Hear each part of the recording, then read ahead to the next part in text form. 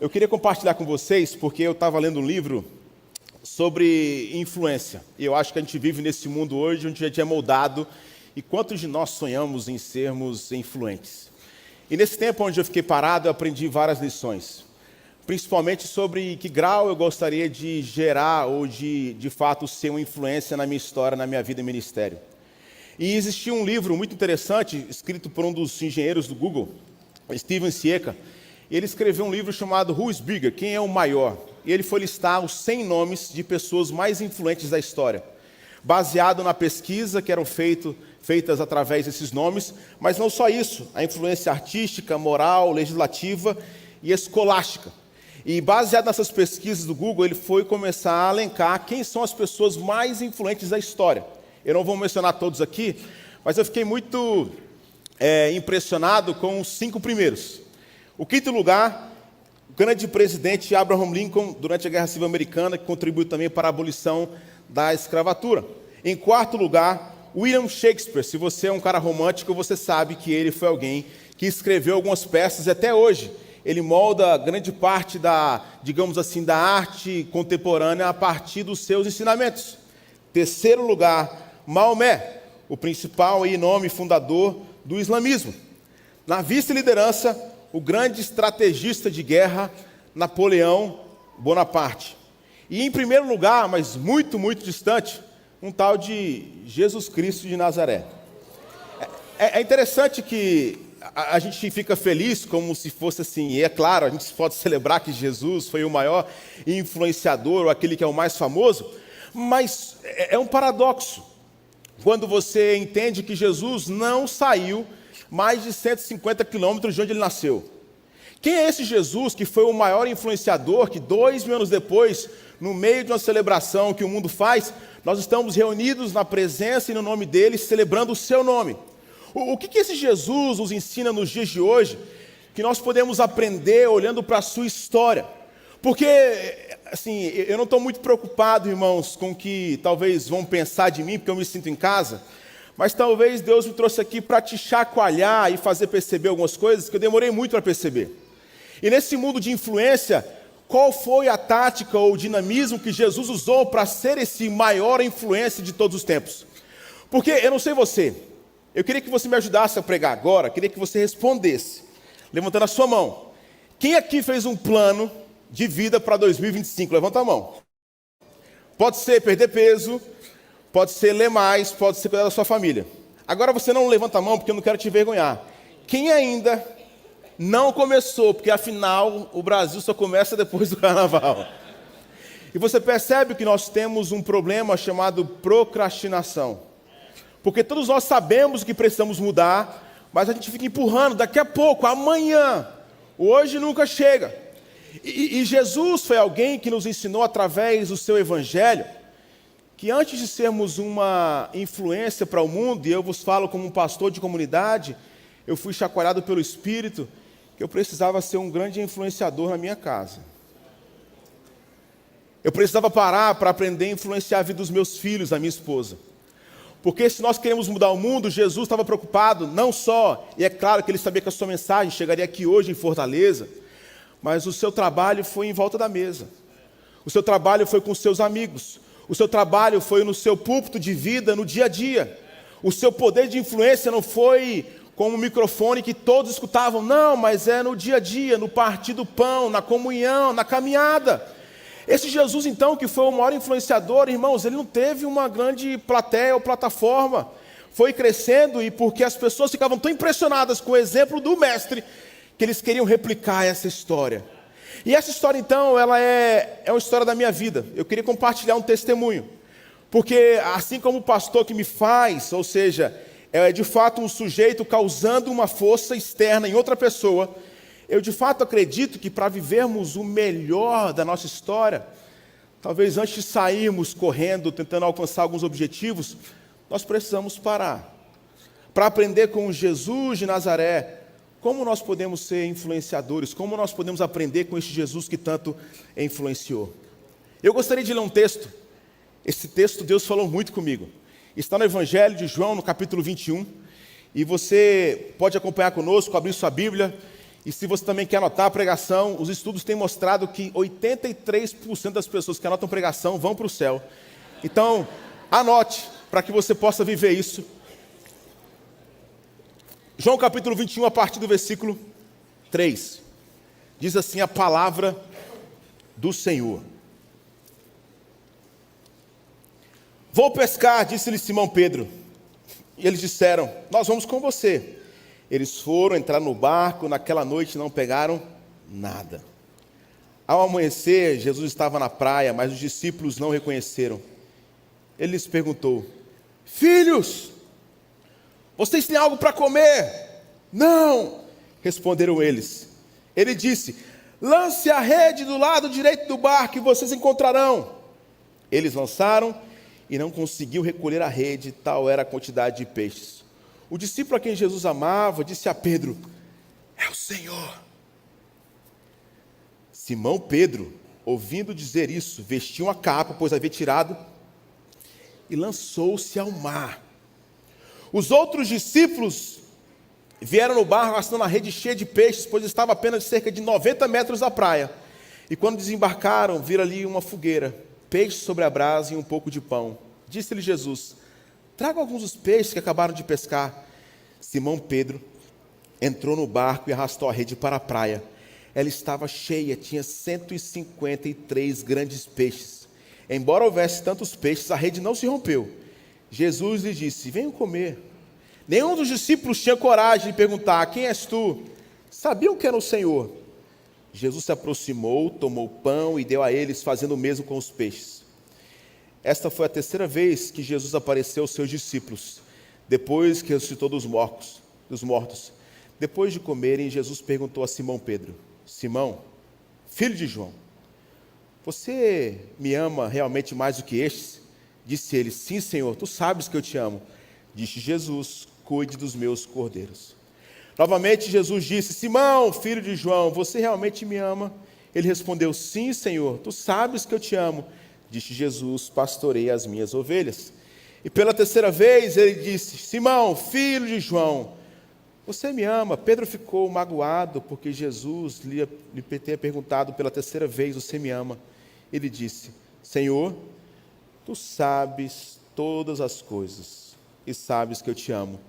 Disse Jesus, cuide das minhas ovelhas. Feche seus olhos mais uma vez.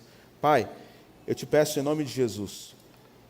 Nós já oramos, mas eu quero orar mais uma vez. O teu Espírito está aqui nessa manhã.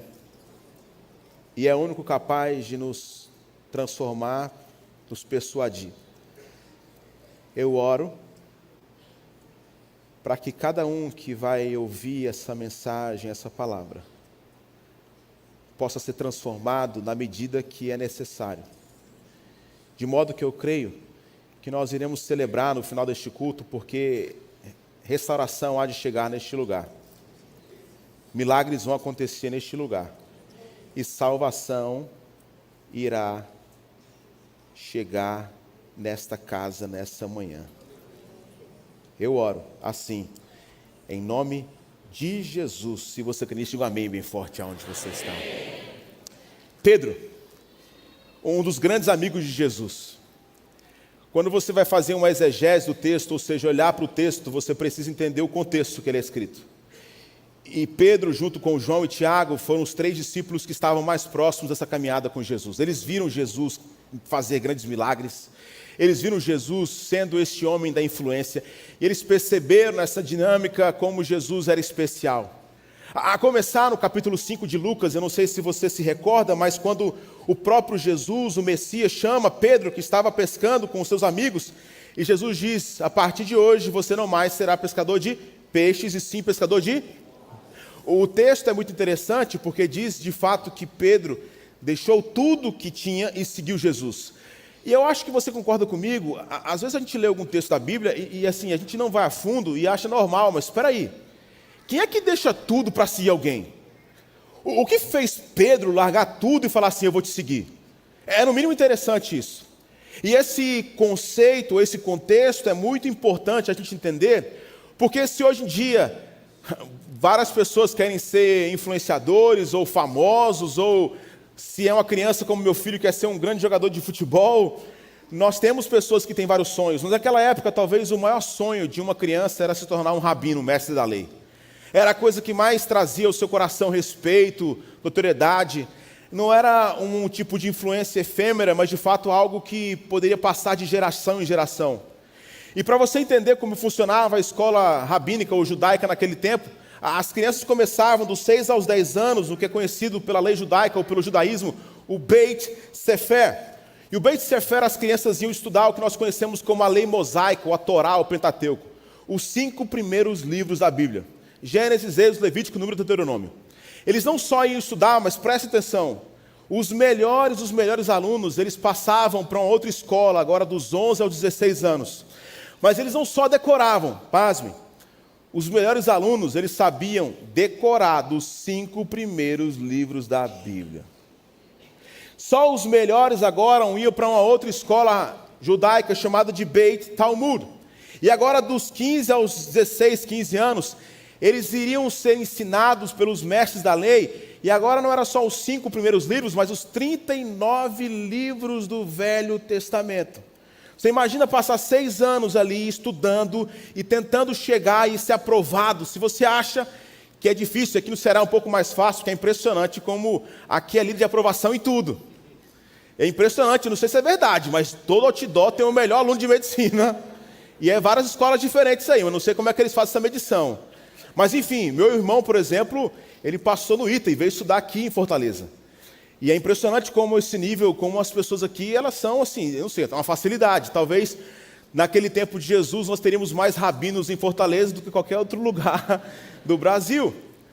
Mas só os melhores passavam para uma outra escola. A último estágio agora é chamado de Beit Midrash, porque eles não só decoravam o Pentateuco, mas agora alguns, eles sabiam os 39 livros do Velho Testamento. Agora é interessante porque faz a gente pensar que se Pedro estava numa praia, replicando o que o seu pai fazia como pescador, logo, ele não se encaixou nos padrões talvez do mundo. Ele não passou no Beit Midrash, Beit Talmud. Ele não passou porque talvez ele não tinha nada de especial com os parâmetros da vida. Diziam que você precisava para servir um rabino.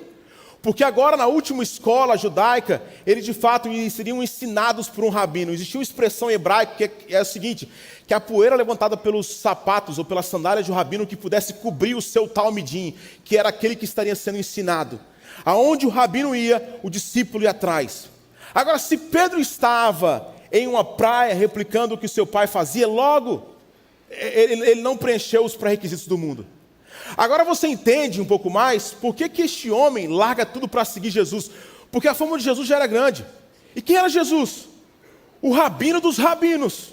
Agora você imagina, e essa é a graça maravilhosa do Evangelho, o rabino dos rabinos olhou para um cara como Pedro, que representa eu e você, falhos, pecadores, pequenos, e falou assim: ei, a partir de hoje você vai ser o meu discípulo. Quem não largaria tudo para seguir Jesus? Eu não passei no Beit Talmud, Beit Midrash, eu não passei nada disso. Ei, eu não perguntei se você tem capacidade ou não, eu perguntei se você está disposto ou não a me seguir. E diz então que agora o que ele faz? Ele larga tudo, porque é o rabino dos... O senhor está me chamando, o senhor sabe quem eu sou? Eu sou um mero pescador. Não é sobre aquilo que você pode produzir, ou a influência que você tem, é a disposição que você tem ou não de seguir a Jesus ou não. E naquela hora, irmãos, Pedro agora, você entende, larga tudo porque eu vou onde o mestre vai. E Pedro foi alguém então que estava tão encantado que caminhou sobre as águas, viu vários milagres, mas agora o texto começa no capítulo 21, irmãos. Um outro grande amigo de Jesus vai dizer o seguinte, que Pedro, este grande amigo de Jesus, ele passa por uma grande frustração, e você sabe qual é. Porque imagina agora 3 anos caminhando com Jesus, vendo tudo o que aconteceu. E Jesus falando, João, ele fala isso.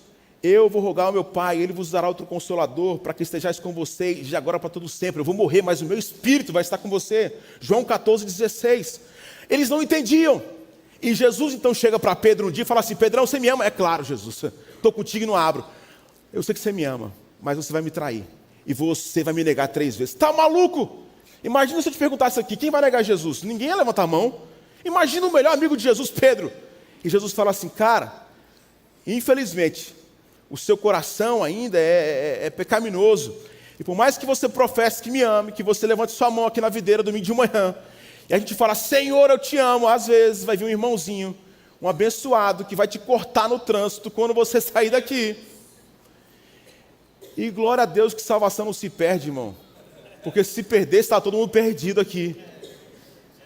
Aí Pedro fala assim, Jesus, você acha que eu vou te negar? Você não me conheceu. O Senhor que me chamou naquela praia não era nada, eu não me enquadrei nos padrões do mundo, o Senhor foi atrás de mim, o Senhor me tirou daqui, eu estou fazendo um monte de milagre através do seu poder, e eu vou te largar. Não, você conhece a história. Pedro, antes que o galo cantou, ele negou Jesus 3 vezes. Agora você imagina, irmãos, a frustração daquele homem, de ter ouvido do mestre tudo aquilo, mas essa graça e a maneira que Jesus os influencia, irmãos, é maravilhosa, porque Jesus os influencia estando perto. Lembre-se disso.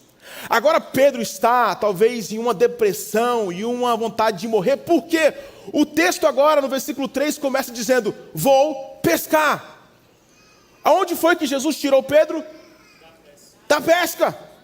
A partir de hoje você não mais será pescador de peixe, mas de homens. Ele fala, sabe de uma coisa? Eu errei, eu cansei. E eu não sei se você já passou por isso. Se você não passou, aqui vos fala um pastor que passa por crise, que passa por problemas, como todo mundo passa. E quantas vezes a gente não quer, sabe o quê? Deixa eu entrar no barco e me afastar do propósito de Deus para a minha vida. Porque a gente quer fugir, a gente quer viver um escapismo. Pastor, que você não sabe a realidade. Todo mundo tem problema, irmãos. E quantos de nós não queremos entrar no barco e se afastar? O barco talvez é o seu quarto escuro. E não é menosprezando a sua depressão. Primeiro, nós queremos dizer que você é amado, amada por Jesus Cristo. Mas esse silêncio, esse quarto não é um lugar para você. E esse Jesus então, sabendo que Pedro, irmãos, havia o traído. Eu louvo a Deus porque Jesus é Jesus e eu não sou Jesus. Sabe por quê, irmãos? Imagina se eu sou Jesus. Pedrinho, você me ama? Amo. Vai me trair, viu? Vai negar 3 vezes que você me conhece. Tá maluco? Rapaz, se eu morro na sexta-feira e domingo de manhã eu ressurjo dentre os mortos, a primeira visita que eu ia fazer era com quem? Da Pedrinho. Não. Sou eu apenas que ia visitar Pedro? Porque esse é nosso senso de justiça. Falou que não ia trair, traiu. Miserável. Sabe o que Jesus faz, irmãos? Ele chega, não como um rei, com espada na mão, porque ele poderia, mas ele vai com calma, onde? Na praia novamente, onde ele chamou Pedro. E eles estavam pescando a noite toda, no mesmo lugar que eles já tinham vivenciado um grande milagre da grande pesca, quando Jesus estava vivo ainda. E ele chega, olha que texto lindo. Ei, pegaram alguma coisa? Eles gritam, não, joga a rede do outro lado. Irmão, Jesus vai lá para lembrar Pedro o que às vezes a nossa rotina, a nossa correria nos faz esquecer. Que Deus é um Deus presente, um Deus que vem em nossa direção. Deixa eu falar uma coisa para você. Deixa eu quebrar um conceito talvez errôneo que você tem no seu coração, na sua mente. O que movimenta o amor de Deus por você não é o seu amor por Ele, é o amor dEle por você.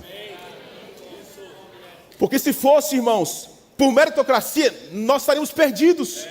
O que move Jesus em nossa direção é o amor dEle por nós. Por isso que a gente fala, o versículo mais famoso da Bíblia, João 3,16. Porque Deus amou o mundo. Ei, é o amor dEle em direção nossa, irmãos. Ele chega e fala assim, Pedrinho, como um pai. Porque ele quer estar perto, irmãos. Ele vai lá porque ele quer influenciar pelo exemplo. Ele não vai lá, irmãos, gerar um constrangimento. É claro que isso acontece. Mas quando Pedro escuta aquilo, ei, ele está aqui. O mestre veio, se aproximou de mim novamente. Deixa eu falar uma coisa para você, irmãos. Eu quero contar alguns testemunhos da minha caminhada cristã. E nessa minha anseio de eu amo fazer igreja, eu amo ministério, eu sou apaixonado pela igreja de Jesus. Mas essa caminhada, fazendo tudo em nome de Jesus, às vezes, ela vai nos afastando do nosso chamado original. A igreja às vezes se torna uma fábrica de fazer voluntários cansados. E uma vez a minha esposa, mulher muito sábia, falou assim: amor, você não tem noção o quanto você está viciado no seu telefone, no seu Instagram. Eu queria te falar que eu tenho percebido que seus filhos estão com saudade de você. Minha esposa trabalha no consultório e falou assim: olha, quando você chegar em casa hoje, tenta não usar o telefone. Eu cheguei em casa, irmãos, uma tarde. E esse foi o primeiro indício que eu precisava parar. Eu cheguei em casa um dia, eu pego o telefone e coloco em modo avião, começa a tremer, modo avião, como é que vai acontecer? E se o pessoal tentar me ligar e não conseguir falar comigo, porque a gente acha que não pode agora demorar 5 minutos para responder um WhatsApp. Eu coloquei em modo avião, coloquei em cima do armário para não ser tentado e falei assim para o meu filho, ele tinha na época 7 anos e minha filhinha tinha 4 anos, eu falei: o que vocês querem fazer? Papai quer fazer churrasco. Fiz churrasco para eles. E agora? Brincar de pega-pega, esconde-esconde, eu brinquei com eles. E agora? Vamos brincar, vamos pular aqui, dançar. E fizemos tudo. Eu fui colocar minha filha para dormir, meu filho para dormir. E meu filho na cama falou assim: papai, hoje eu quero orar. A gente sempre faz um cultinho e tal, e a gente foi orar. E a oração do meu filho foi a seguinte, irmãos: papai do céu, obrigado pelo churrasco, pelas brincadeiras. Mas papai do céu, mais obrigado ainda, porque durante a tarde toda e noite, o papai não tocou no telefone dele. E como grande pregador, pastor, eu estava envergonhado dentro da minha casa, irmãos. É como se a vida fosse me empurrando para um lugar onde eu precisava resgatar coisas que são tão importantes e a gente vai se perdendo. A gente quer influenciar o mundo. A gente fica na internet o dia todo. A dica do dia: faz isso, arrasta para cima. Você precisa influenciar a sua casa.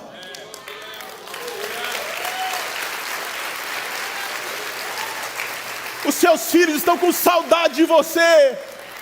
O seu maior ministério é gastar tempo com os seus filhos. Ontem, irmãos, ao invés de ficar reclamando da chuva, que foi chuva o dia todo, eu passei umas 3 horas, irmãos, só orando para o raio não me matar, mas jogando bola na chuva com meu filho. Que alegria!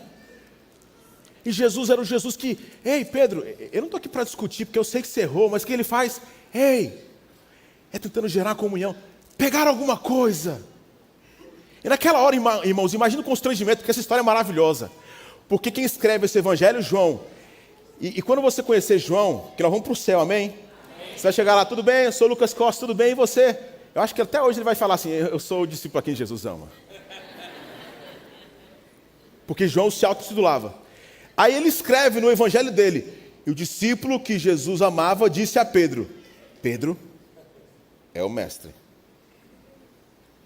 Rapaz, eu não sei se ele fez isso para constranger o Pedrinho. O constrangimento foi tão grande, irmãos. Olha que texto interessante, que diz que Pedro fez o quê? Ele pulou para fora do barco. Você já, por muito menos, está andando no shopping em Guatemi aqui, aí você encontrou aquela amiga sua que você pegou o vestido para ir para o casamento e você não entregou. Aí você fala: em nome de Jesus, que ela não me veja. Tem pessoas que nos constrangem porque a gente fez um erro, mas não quer encontrar um dinheiro que você deve. Você imagina agora? João falou, olha que texto interessante: ei, é o mestre. Pedro está tão envergonhado, irmãos, que nós faríamos isso. Você imagina você trair, negar o seu grande amigo 3 vezes? O que você faz? Eu quero sumir, que ele não me veja, que eu desapareça. Ele pula do barco, irmãos. Mas quando ele pula do barco, ele sabia que era Jesus. Por quê? As mesmas palavras no original, no grego koiné, quando Jesus fala naquela noite que eles não pegaram nada: lance a rede para o outro lado. Ele usa aqui de novo: lance a rede do outro lado. E eles não conseguem tamanha quantidade de peixes, irmãos. E o que Jesus está fazendo, irmão? Ele poderia ter chegado no barco, mas ele queria ensinar. Vocês não entenderam 3 anos que eu estou aqui para me relacionar com vocês. Eu queria explicar outro lugar. Jesus estava querendo dizer: onde vocês serão grandes influências. Não é só estando perto, mas é em volta da mesa. Olha que coisa linda, irmãos. Deixa o Espírito Santo ministrar o seu coração. Jesus agora pega e faz uma brasa e coloca alguns peixes ali.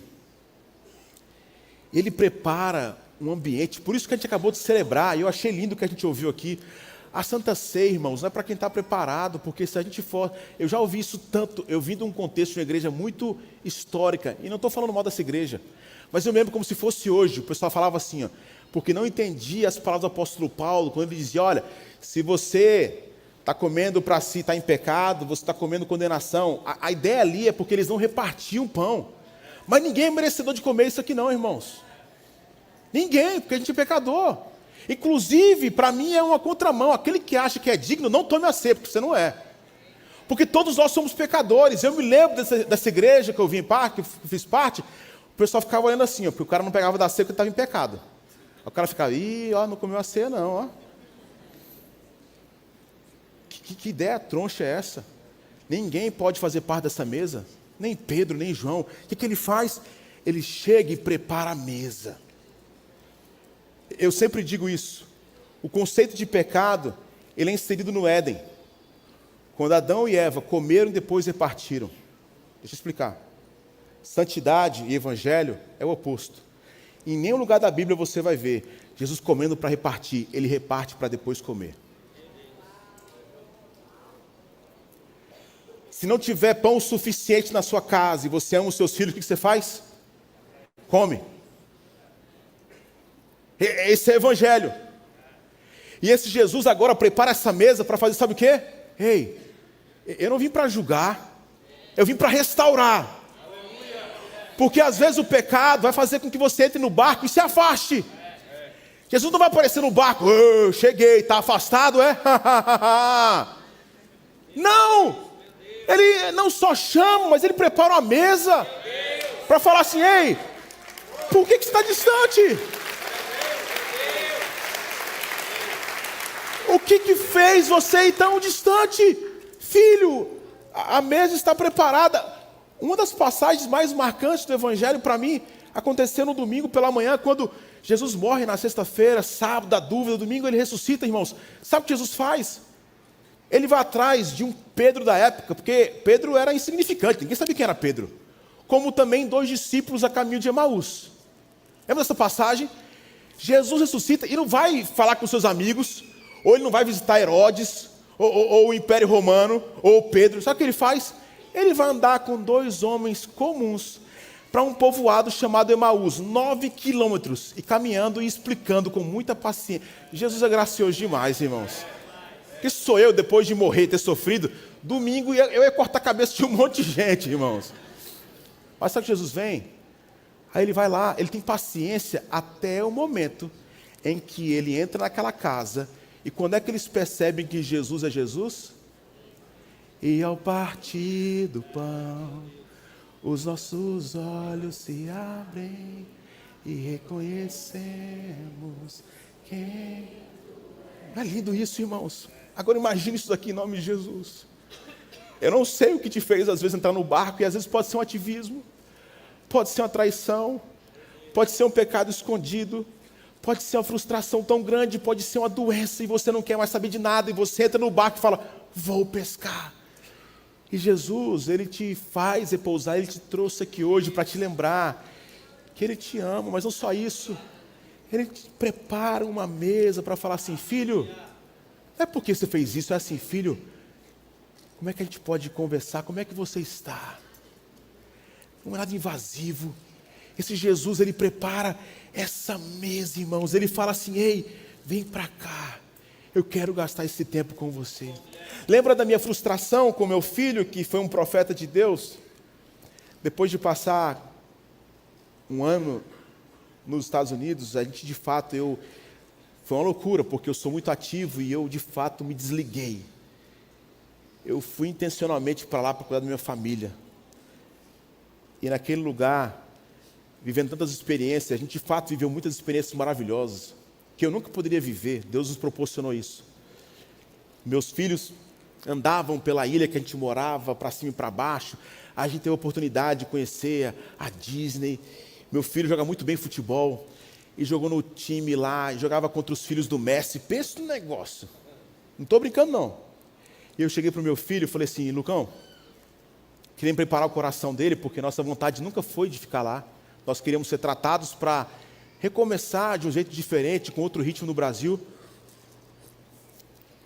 E eu cheguei para o meu filho e falei assim: filho, você prefere o Brasil ou aqui nos Estados Unidos? Já sabendo a resposta dele.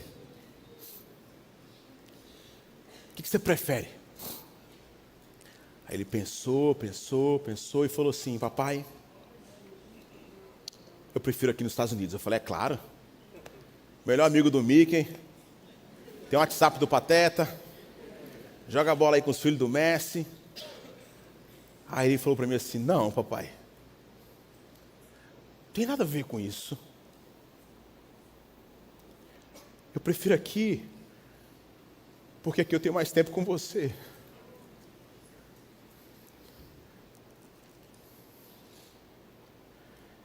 Aqui a gente almoça junto. Você quer ser alguém que influencia? Não existe plataforma melhor do que a mesa. Jesus prepara essa mesa para falar assim: Pedro, ei, como é que você está? Como é que Jesus faz isso, irmãos? Ele nunca deixou de ser rei, mas ele faz como servo. Ele chega e fala assim: e aí, Pedro, como é que você está? Porque se tem uma coisa, irmãos, que nos diferencia, e não estou falando mal de nenhuma religião, você é bem-vindo a essa igreja, mas deixa eu te explicar uma coisa. Se estamos vivos hoje, a gente de fato acredita pela graça de Deus. Qualquer outro tipo de religião vai falar que você precisa se esforçar muito para se aproximar de uma divindade. O Evangelho é um paradoxo a isso. Porque pensa comigo, imagina se você mora na Inglaterra, e você agora, como súdito da coroa inglesa, você fala: sabe uma coisa? Se eu sou inglês, sangue inglês, vi a rainha se tornando rainha, ou quer dizer, você não é Matusalém, você não está vivo, mas enfim. Mas eu decidi que eu quero tomar um chá hoje com o príncipe Charles, ou com o rei Charles. Aí você chega lá no Palácio de Buckingham lá, e fala com aquele guarda que não se mexe, fala assim: olha, eu como súdito, eu queria tomar um chá hoje à tarde com o rei, porque ele é meu rei. É possível isso? Não. Por quê? Porque o rei não se relaciona com o seu súdito. Irmãos, olha a beleza do Evangelho. Eu não sei se você entende o que a gente faz aqui todo domingo, irmãos. Nós vamos para cá para se aproximar do nosso Rei Jesus Cristo. Não que Ele não esteja na sua casa, mas por isso que a gente canta, irmãos. Não é porque a gente quer animar, não é porque Jesus tem depressão e está lá assim: eu estou triste hoje. Aí a gente vem e canta com muito fervor. Não, a gente não faz isso. A gente faz para externar aquilo que a gente já entendeu, que Ele veio por graça, e a gente então é grato ao Senhor e celebra pelo que já fez por nós. Esse Jesus, então, que é o maior, o rabino dos rabinos, de novo ele vai atrás e fala assim: Pedro, traz o barco para cá, porque eu não estou aqui para te julgar, eu estou aqui para apontar um caminho para você voltar agora, para onde eu te chamei. Você foi pescar, mas você sabe que este não é o seu lugar. Em nome de Jesus, deixa o Espírito Santo ministrar o seu coração. Existem muitas pessoas aqui hoje. Eu não sei qual a circunstância que te fez fazer isso. Pegaram um barco, estão distante. Vou pescar. Jesus te chama de volta para a margem, para ceiar e comer com Ele. Ele não veio como agindo neste momento como rei, nunca deixou de ser rei, mas como servo. Eu sempre digo que os meus filhos são os maiores profetas porque eles me ensinam tanto sobre o Evangelho. A minha filhinha Estela é uma figura. E na época da pandemia, quão difícil foi aqueles dias. E eu me lembro como se fosse hoje, eu indo para a igreja, pregando para uma câmera, o povo assistindo em casa. E naquele dia a gente também preparava não só pregação, mas material específico para as crianças. E depois de ter pregado lá para ninguém na igreja, só o pessoal da técnica, eu chego em casa, ia pegar minha família para casa dos meus pais em Recife. E naquele dia, na parte de baixo do prédio, estava minha filha e meu filho segurando as sacolinhas que haviam sobrado de doces do aniversário deles. Detalhe, a minha esposa é nutricionista infantil. Então, quando os meus filhos, eles não comem doce todo dia, eles amam comer chuchu, quiabo, impressionante. Mas é claro, como criança, você não conhece meu filho, se você apresentar um brigadeiro, você vai ser o melhor amigo dele. Então, uma sacolinha de doce para eles, irmãos, é o céu. Tanto é que no aniversário deles, a minha esposa fazia contadinho, eles estavam contando, em vez de ficar triste porque faltou um amiguinho, eles ficavam felizes, porque ia sobrar 2 ou 3 sacolinhas, irmãos. E eu me lembro, aquele dia, eu cheguei para pegar minha família, e os meus filhos estavam segurando a sacolinha que havia sobrado da festa de aniversário. Eu falei, o que é isso? Aí eu falei, assistiu, a nossa igreja chama Ponte, então você não assistiu a Pontezinha hoje? Eu falei, não, poxa, que pastor, nem assistiu das crianças hoje. Hoje a gente aprendeu que a gente tem que ser servo e não rei, que a gente tem que servir antes de querer ser servido. Eu falei, amém, mas por que vocês estão com essas sacolinhas? Ela, pai, porque eu queria te contar uma história. Se a gente tem, e a gente tem que dar aquilo que é melhor que a gente tem, isso aqui é o melhor que a gente tem. E eles entraram no carro, e a gente parou no sinal de trânsito que haviam pessoas pedintes, e meus filhos desceram do carro. E entregaram aquelas sacolinhas que haviam sobrado para aquelas crianças. No dia seguinte, irmãos, eu fui levar, estava aquele esquema de rodízio, meus filhos para a escola, e meu filho falou assim, pai, quantas vezes você já viu Jesus? Aí, Como assim, filho? Quantas vezes você já viu Jesus? Já vi Jesus, assim, na vida das pessoas. Não, pai, você nunca viu Jesus? Eu falei, o que você quer dizer com isso? Você já viu Jesus? Ele falou, pai, 2 vezes já. Eu falei, 2 vezes? Como é que é isso, filho? Uma vez eu estava com muito, muito medo, eu fui dormir, e eu estava desesperado, e você foi lá, orou comigo. Eu estava com tanto medo, eu comecei a orar, e papai, eu vi Jesus ali. Eu falei, que massa, filho. E qual foi a segunda vez? Ele falou, papai, a segunda vez você sabe que você estava lá. Eu falei, não, filho. Pai, para de brincadeira. Eu falei, não. Ontem, papai, quando o senhor parou o carro e desceu para a gente entregar as sacolinhas, Jesus estava ali com aquelas crianças ali, papai. Porque Jesus veio para servir, papai. Irmãos, aquilo foi tão profundo ao meu coração, porque às vezes a gente está querendo encontrar Deus, eu não estou falando que, eu não sei você, mas quantas vezes eu também oro e falo assim, Deus, onde é que o Senhor está? Parece que o céu está de bronze. Irmãos, comece a andar em lugares onde você não vai muito, porque eu tenho certeza que Deus vai falar com você. Comece a tentar encontrar Deus em coisas que você acha que são normais. E você vai começar a perceber Deus falando de maneira tão clara e audível, mas é você que não está escutando. Por quê? Às vezes o nosso barco está muito distante, a gente perde a sensibilidade.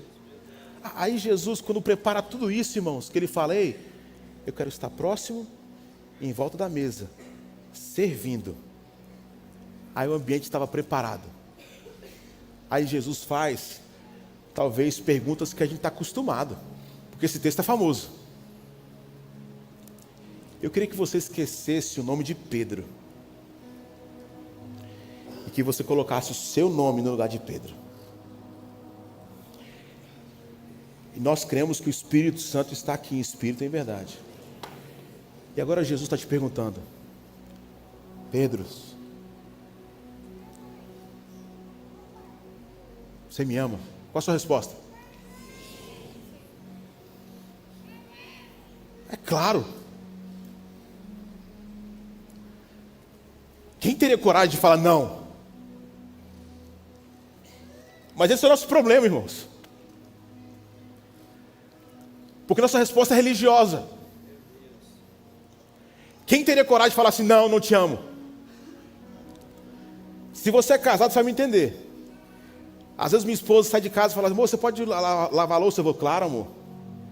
Daqui a pouco ela me liga e fala, você lavou a louça? Aí eu olhei para a louça assim, vou começar agora. Lavei. Se ela pergunta de novo, você lavou a louça? É a mesma pergunta. Mas precisa ser revelado outra coisa. Agora, antes de você falar assim, que aí Jesus pergunta de novo, Pedro, peraí. E ele é engraçado, irmãos, que ele não usa o nome Pedro. Você sabe qual é o nome que ele usa? Porque Pedro significa pedra, fundamento. É o nome que deu origem à igreja, ele é o fundamento, e é o nome talvez que externa poderio, força, sucesso. Se você acha que pode impressionar Jesus com isso tudo, pode parar com isso. Porque o que impressiona Jesus não era a moral dos religiosos, mas o coração quebrantado do Simão. E por isso que ele não chama de Pedro, ele fala: Simão, filho de João. Deixa eu te relembrar aqui de onde eu te tirei. Não é sobre esse cara que parece que não tem problema, que o casamento é perfeito, essa mãe forte, esse homem que não pode falar que está passando por uma crise financeira, porque você está tão apaixonado pela sua própria imagem, que você nunca vai ser transformado, porque você acha que é forte demais. Aí Jesus chega e fala assim: ei, eu já vim aqui para você se aproximar, a gente já partiu o pão, então esquece tudo que você pode fazer. Eu estou querendo falar com o Simão. Simão, você me ama? E eu falo isso aqui, irmãos, com uma pregação para o meu coração, porque eu sou um pastor que precisei ser moído, tratado para ser curado. Porque se Jesus viesse falar comigo: e aí, Guilherme, tudo bem? Sabe o que eu ia falar, irmão? Sem medo de ser julgado aqui. Tudo bem, Jesus, muito cansativo aqui o ministério, mas temos plantado várias igrejas, temos milhares de pessoas espalhadas, já são 7 igrejas, são 34 projetos sociais. Jesus, mas graças ao teu nome nós temos conseguido. Jesus fala assim: eu não estou falando com o pastor da ponte, eu estou falando: ei, Gui, você me ama? Gui, você acha que está perto, mas você está tão longe. Gui, você me ama? Aí eu falo assim: Jesus. Aí ele fala: então cuida das minhas ovelhas. Jesus, Gui, você me ama? Claro. Aí pela terceira vez a mesma pergunta é feita: Simão, filho de João, você realmente me ama? A resposta terceira é diferente, irmãos. Sabe o que ele diz? Tu sabes de todas as coisas. Você sabe o que quer dizer isso, irmãos? É você verbalizar o que tem feito você ter estado nesse barco tão longe. Senhor, tu sabes que eu sou um viciado. Senhor, tu sabes que eu sou um promíscuo. Senhor, tu sabes que eu sou uma pessoa distante do Senhor. Tu sabes que eu estou vivendo em cima de uma imagem. Senhor, tu sabes de todas as coisas. É uma expressão de rasgar o coração. Irmãos, não adianta a gente vir para cá todo domingo, todos os dias, se nós não respondermos a essa canção, a essa palavra dizendo: Senhor, tu sabes de todas as coisas. Eu termino contando isso, irmãos. Nesse tempo que eu tirei para tentar descansar, eu tinha uma ideia que eu iria viver na calmaria. E eu preguei a última vez antes de sair, dizendo assim: eu preciso ouvir a voz de Deus. Eu preciso trazer o meu barco para essa margem. E todo mundo sabia: pastor, nós abençoamos a sua vida. E quando eu cheguei nos Estados Unidos, irmãos, eu passei o pior momento da minha história. Num quarto de UTI. Minha filha estava cansada, a gente levou ela no médico achando que não era nada, saturação 83, entramos em um médico, uma ambulância chegou e nos levou para dentro de uma UTI, e ali ficamos 11 dias. E teve uma noite, irmãos, que eu e minha esposa, a gente orava segurando a mão do outro, minha filha já estava toda entubada, cheia de coisa no rosto ali, e o médico falou: a situação dela é muito crítica e vocês têm fé, orem. E a gente achava que a nossa filha ia partir. E eu comecei a lembrar: Jesus, eu não vim para cá para isso. A minha oração era para ter um lugar de maior intimidade com o Senhor. Mas, irmãos, eu não sei o que você tem passado a despeito das suas decisões, da sua angústia, o lugar onde você está dentro desse barco. Naquela noite, irmãos, se foi o dia ou a noite mais sombria e difícil da minha história, foi um lugar que eu encontrei como eu nunca tinha encontrado na minha vida. a paz que excede todo entendimento. E eu e minha esposa, a gente orou em cima da minha filhinha, dizendo assim: Senhor, a gente orou no dia que ela nasceu, no dia 29 de outubro de 2018. Essa filha nossa, nome da rainha Esther, é tua, Jesus. E a gente fez a mesma oração: Senhor, a nossa filha é tua. E nós entregamos ela mais uma vez, Jesus. Se possível, cure a nossa filha. Se essa for a tua vontade, Jesus. Irmãos, a minha oração foi respondida, não como eu imaginava. Mas eu estou aqui porque eu prometi que toda vez que eu fosse pregar em uma igreja, eu iria contar esse testemunho, não só da cura da minha filha, mas da cura que Deus trouxe ao meu coração. Porque foi neste lugar sombrio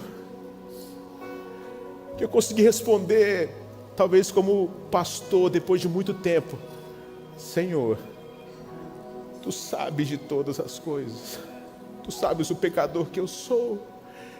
E é isso que Jesus quer de nós essa manhã, irmãos.